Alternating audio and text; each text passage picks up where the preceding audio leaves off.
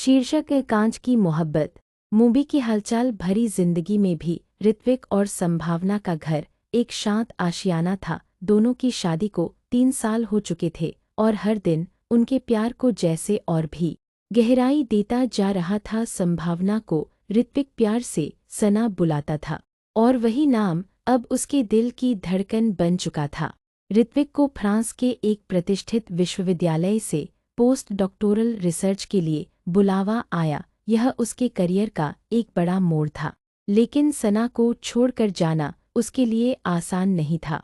Airport पर विदाई के वक्त उसने सना को गले लगाया। उसकी आंखों में नमी थी, लेकिन होठों पर मुस्कान। सना, ऋत्विक ने धीमे से कहा, फ्रांस से तुम्हारे लिए क्या लाऊं, बताओ तो।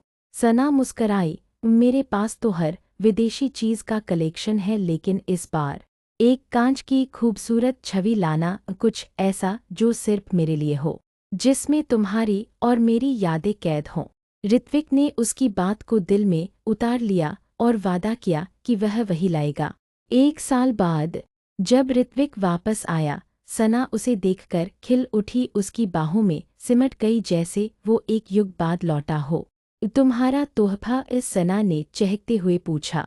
ऋत्विक ने एक नाजुक से पैकेट में लिपटी कांच की छवि निकाली। उसमें 2 प्रेमी एक दूसरे की ओर झुके हुए थे, मानो समय थम गया हो। उसकी बनावट, उसकी पारदर्शिता, सब कुछ बेहद खास था।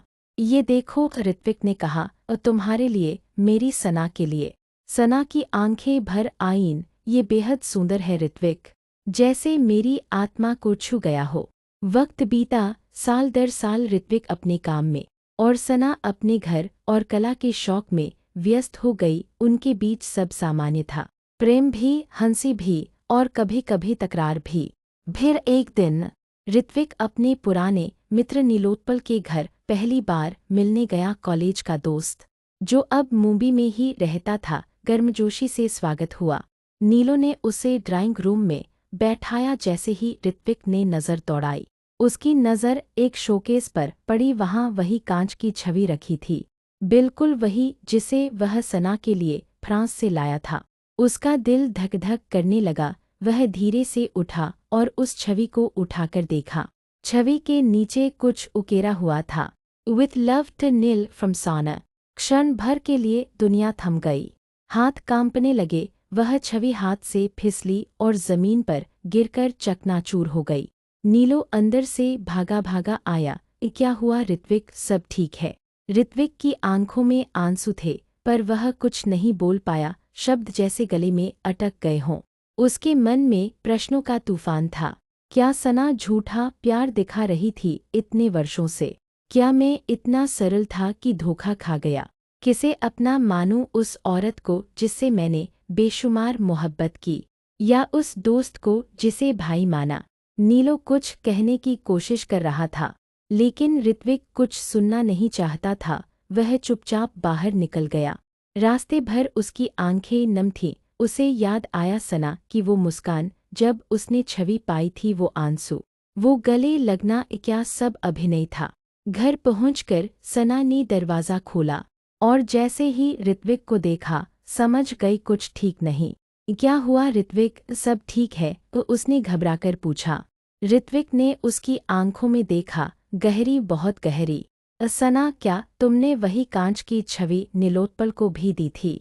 सना का चेहरा जर्द पड़ गया। वह कुछ बोल नहीं पाई। कुछ क्षणों की चुप्पी के बाद उसने कहा, ऋत्विक, मैं बताना चाहती थी। क्या बताना चाहती थी? ऋत्विक की आवाज़ कांप रही थी, कि जिस चीज़ को मैंने प्यार की निशानी समझा, वो तुमने किसी और को भी वैसे ही दी, वो भी मेरे दोस्त को। सना की आंखों से आंसू बहने लगे। नीलोत्पल मेरे बचपन का दोस्त है। जब तुम फ्रांस गए थे तो मुझे अकेलापन खाने लगा था। मैं टूट रही थी अंदर से। तब नील ने मेरी मदद की, मुझे सहारा दिया। बस एक दिन मैंने वही छवि उसे तोहफे में दे दी, तुम्हारे लौटने से पहले, और मेरे लिए वही लाचारी से प्यार दिखाया। ऋत्विक फूट पड़ा। नहीं ऋत्विक, सना रोती रही, मैंने तुमसे प्यार किया है, सच्चा प्यार। नील के लिए मेरे मन में कोई और भावना नहीं थी। वो मेरी कमजोरी का पल था। एक दोस्त को कुछ देने का भाव था, पर शायद मैं समझ नहीं पाई कि तुम इसे कैसे देखोगे। ऋत्विक ने दीवार की ओर देखा। कांच की वही छवि अब वहां नहीं थी, वो उसकी आंखों में टूट चुकी थी। उस रात ऋत्विक सो नहीं पाया। उसकी आत्मा में सवाल गूंजते रहे। प्यार क्या इतना नाजुक होता है कि एक चीज उसे तोड़ दे? क्या वाकई सना दोषी थी या वो बस इंसान थी?